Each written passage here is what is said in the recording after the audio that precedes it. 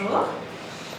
Donc, pour nous parler brièvement au début de ton projet, si ton projet était un objet, est-ce que ça serait une chaîne qui renforce les liens sociaux, une montgolfière qui prend son envol, une grue pour reconstruire ensemble, un pansement pour pallier aux problèmes des jeunes? Pour ce projet-là, moi je dirais que ça serait une chaîne qui renforce les liens sociaux. Le statut de mise en œuvre du projet, est-ce qu'il est au statut de graine, de jeune pousse, de beau palmier, ou est-ce que c'est carrément une grande forêt tropicale? Pour le coup, je dirais plutôt un beau palmier. Alors, est-ce que tu peux nous présenter en quelques mots, te présenter toi-même en quelques mots et ton parcours professionnel? Alors, moi je suis Valérie Ladrasando, j'ai 34 ans, je travaille à l'association Boom Calico depuis 2013. J'ai un profil assez atypique puisque je suis musicienne. Donc j'ai une sorte de musique et musicologie et je joue de la flûte depuis l'âge de 5 ans et demi. Je fais aussi du piano, de la guitare et je chante, j'ai dirigé une chorale. Et en fait, je trouve que l'environnement musical correspond assez à l'environnement du cinéma dans le sens où c'est quelque chose de collectif. Et on ne peut pas jouer de la musique tout seul comme on ne peut pas faire un film tout seul. C'est pourquoi quand j'ai rencontré Cathy Pierre-Charles, la présidente de l'association, j'ai trouvé vraiment très vite des atomes crochus avec le secteur audiovisuel. Et donc c'est comme ça que je suis arrivée, que j'ai commencé à développer des projets avec l'association Boom Calico. Et donc ma mission dans l'association, c'est de développer les projets culturels, aussi bien que ce soit avec les enseignants avec lesquels on travaille, que les autres projets que nous réalisons dans d'autres contextes. Est-ce que tu peux représenter les missions et les objectifs un petit peu de Boom Calico, les activités? Alors l'activité principale c'est l'audiovisuel. En fait c'est surtout l'éducation aux médias. Ça veut dire qu'on intervient par exemple avec les enseignants dans leur classe pour apprendre aux enfants à appréhender le secteur et le domaine audiovisuel, le langage de l'image, de façon à ce qu'ils soient moins impactés quand ils voient ce genre d'image à la télé et qu'ils puissent réaliser eux-mêmes leurs films, donc films de fiction, documentaires, reportages. Il y a quelques années, on faisait aussi des dessins animés, ce qui plaisait énormément aux enfants. Et donc la mission principale, c'est vraiment l'éducation aux médias et de permettre une façon d'apprendre différente par rapport à l'éducation nationale, on va dire. Vraiment rester dans l'éducation populaire, l'apprentissage en dehors du français pur ou des maths pures. Parce que de toute façon, quand on fait un film, il faut compter, il faut parler, il faut écrire. Donc c'est apprendre de cette façon-là. Quels sont les publics? Tu as déjà dit principalement c'est les publics. Alors, comme il y a plusieurs projets dans l'association, chaque projet a son public. Le projet Art, Culture et Technologie Nouvelle, c'est plus les jeunes, donc entre 7 et 18 ans. Ensuite, il y a un public insertion et formation professionnelle qui correspond aux jeunes, soit demandeurs d'emploi, soit en reconversion, donc à partir de 18 ans, secteur du marché du travail. Et le dernier, c'est plus familial, plus ouvert, plus collectif. Ça permet de découvrir d'autres choses en plus de l'audiovisuel en fait. Et quels sont les financements de vos actions? Est-ce que c'est plus des choses locaux, régionaux, européens, ou un peu de tout? À l'heure actuelle, c'est pas européen, mais c'est à l'échelle nationale, puisque du coup c'est la représentation du ministère de la Culture, c'est la DAC qui nous aide principalement. Ensuite il y a la DGSS, il y a le rectorat et les contrats de ville, principalement, pour les financements publics. Est-ce que tu peux présenter du coup le projet et comment il est né? Alors le projet dont je souhaite parler maintenant, c'est un projet de jeu qui a été réalisé en partenariat avec la préfecture, la DAC et Martinique la Première, et nous forcément.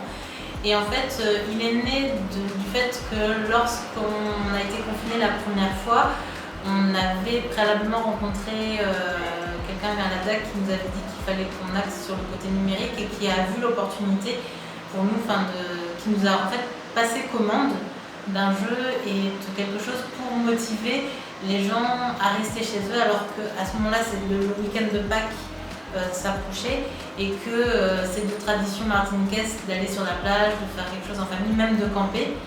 Et il fallait absolument empêcher les gens d'aller vers cette activité-là, de trouver quelque chose de plus attractif à la maison, de façon à ce qu'ils puissent ne pas se rencontrer et éviter la propagation de la maladie. Du coup, nous on a réfléchi à un principe, on avait un dessin animé, voire plusieurs dessins animés sur le thème de Pâques avec les crabes et des choses comme ça. Et donc on a pensé à un concours qui a été mis en place sur plusieurs jours juste avant le week-end de Pâques avec une publication du produit, du vainqueur le jour de Pâques, dimanche et lundi, en fonction de si c'était le site de Martine de la Première ou le nôtre, de façon à ce que les enfants et les familles puissent participer. Donc en fait, le principe c'était, il fallait dessiner son œuf de Pâques. Donc chacun dessinait ce qu'il voulait, ça pouvait être un lapin, parce que Pâques c'est aussi les lapins, ça pouvait être un lapin, un œuf de Pâques, quelque chose en rapport avec Pâques, et l'objet c'était de les récupérer et de les inclure dans un dessin animé, et puis après de faire que les enfants ou les familles qui ont participé puissent découvrir la vidéo et découvrir où était leur œuf dans le dessin animé, puisqu'après il fallait chercher et l'œuf bougeait. C'est-à-dire qu'il faisait tout un parcours aussi dans l'animation. C'est une question, mais je pense que tu as déjà répondu, mais comme ça va la réponse. Est-ce que tu considères que c'est plus une initiative solidaire, écologique ou les deux? Alors, surtout solidaire, parce que écologique, utiliser l'ordinateur, c'est pas hyper écologique malgré tout. On ne peut pas oublier que le numérique consomme quand même pas mal de choses, donc c'est pas très très écolo. Mais après, ça a permis de ne pas consommer d'essence, de ne pas utiliser de voiture, donc un peu quand même, mais plus solidaire quand même. Et quelles sont les dates de début et de fin du projet? Est-ce qu'il est déjà fini ou est-ce qu'il est toujours en cours? Alors, ce projet-là, ça a été l'opportunité de faire par rapport au week-end de Pâques. Il y a la possibilité de rééditer sous un autre format. Donc, sous ce format-là, c'est déjà fini. Ça a été fini depuis le Pâques 2020. Et après, c'est quelque chose qu'on peut rééditer. Est-ce qu'il y a eu des difficultés qui ont été rencontrées dans la mise en œuvre du projet, et si oui, lesquelles? Pour nous, non. Après, je pense que par rapport aux participants, ça dépendait de leur outil numérique, parce que principalement pour récupérer les dessins, nous on est passé par Instagram. Donc il fallait qu'il y ait forcément des gens aient un compte Instagram, ils puissent nous envoyer. Après, on a trouvé des solutions. Ça veut dire que moi, j'ai aussi reçu par mail des dessins pour les mettre en animation, pour les soumettre. Donc je pense quand même qu'il n'y a pas eu de difficultés particulières. On a trouvé des solutions pour que tout le monde puisse participer à la hauteur de ce qu'il pouvait. Est-ce que l'initiative aurait vu le jour sans la pandémie du Covid? Non, vraiment pas du tout, parce que là, c'était vraiment une commande. Il y a vraiment eu un échange entre la DAC, l'association et préalablement la préfecture et la DAC. Et il y avait vraiment besoin d'une solution pour faire que les gens restent chez eux et qu'on trouve une activité assez intéressante à leur faire mener. Est-ce que tu dis que ça a été une commande, etc. Est-ce que l'initiative s'appuie sur un projet ou quelque chose qui a été fait avant, ou c'est vraiment quelque chose que vous avez créé de A à Z? Est-ce qu'il y a quelque chose qui vous a inspiré Alors, cette initiative, en fait, c'est quelque chose qu'on avait déjà réalisé avant, donc c'est vraiment quelque chose de personnel à l'association. On avait fait 3 éditions précédentes de Dessine ton lutin de Noël, mais la façon de participer était vraiment différente, puisque du coup les gens pouvaient se déplacer et donc aller déposer leurs dessins dans une boîte dédiée à ça, alors que là on a fait vraiment le truc complètement distanciel, il n'y avait pas de possibilité de rencontre et on ne sait même pas les visages des gens qui nous ont envoyé les dessins. On a juste les noms et l'âge. J'imagine que c'est par le dessin, mais comment l'initiative implique-t-elle les jeunes et surtout les jeunes les plus éloignés? Alors, les jeunes les plus éloignés, c'est vraiment Internet en fait. C'est-à-dire que l'idée c'était de pouvoir ouvrir à tout le monde. C'est pour ça que je dis on avait les noms et l'âge. C'était les familles, c'était les enfants, c'était les grands-enfants. Donc il y avait vraiment la possibilité pour tout le monde de participer. C'était pas fermé à un public en particulier. Et puis au niveau communication, on a aussi fait le partenariat avec Martinique la Première de façon à ce que les gens qui aiment cette chaîne-là soient informés. C'est-à-dire que c'est pas nous qui avons communiqué, c'est Martinique la Première qui a mis. Quels sont, selon toi, maintenant que le projet, en tout cas ce projet-là est fini, quels sont pour toi les résultats qui en sont ressortis? Alors, à notre niveau, on a remarqué un pic de fréquentation du site internet et de nos réseaux sociaux, donc analyse statistique très positive. Après, Martinique la Première, on a développé vraiment un réel partenariat suite à ça, donc c'est quelque chose qui permet de pérenniser quelque chose.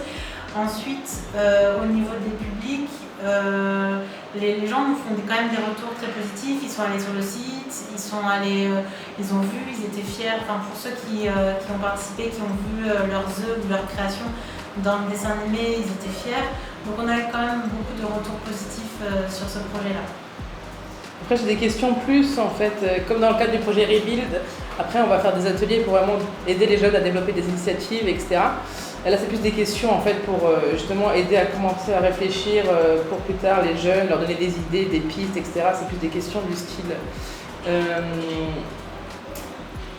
comment les jeunes et organisations de jeunesse peuvent contribuer à aider leurs pairs à faire face à l'isolement social, économique, tout ce qui est crise liée à l'impact de la crise du Covid. Qu'est-ce qui peut être fait, qu'est-ce qui doit être fait, quels sont les problèmes qu'il y a et sur lesquels on doit travailler suite à la crise du Covid, mais on est toujours en plein dedans. Mais qu'est-ce qui peut être fait, qu'est-ce qui doit être fait? D'une manière générale, je pense que déjà lutter contre l'isolement, favoriser des projets qui leur permettent de se retrouver. En fait, il y a deux aspects. Il y a la crise et puis il y a aussi une prise de conscience qui était déjà un petit peu avant la crise. Je prends par exemple tous les mouvements, là en Allemagne il y a une grève de la faim par rapport à l'écologie, il y a tout cet aspect environnement, donc je pense qu'il faut plus prendre en compte leurs intérêts, ce que eux voient important pour l'avenir, donc la nature, l'environnement, le monde dans lequel ils vivent et leur rapport personnel. Donc c'est vrai que nous, Boom Calico, on développe des projets de façon à prendre en compte l'environnement et les rapports sociaux entre les gens. Donc c'est aussi lié à la crise, c'est des projets qu'on enclenche. Après, d'une façon générale, je pense que tout ce qui permet de lutter contre l'isolement des jeunes est une bonne chose. Je regarde des étudiants qui sont quand même isolés, qui n'ont pas forcément beaucoup d'argent, qui ne peuvent plus travailler. C'est aussi peut-être trouver des solutions pour qu'ils puissent avoir des revenus, donc peut-être du travail en distanciel, je ne sais pas. Est-ce qu'ils le peuvent aussi? C'est ça la question. Et dans tout, que ce soit dans les projets que vous faites ou de manière générale, dans ce que tu vois autour de toi par rapport à la crise, est-ce que toi, tu te sens soutenu par les partenaires et par les autorités locales ou pas du tout? Pas particulièrement. Je vais pas te dire jusqu'à pas du tout, mais pas particulièrement. La situation, non, pas vraiment. Une des dernières questions, je crois la dernière. Un événement radicalement négatif comme une pandémie mondiale peut-il devenir un moteur pour la solidarité?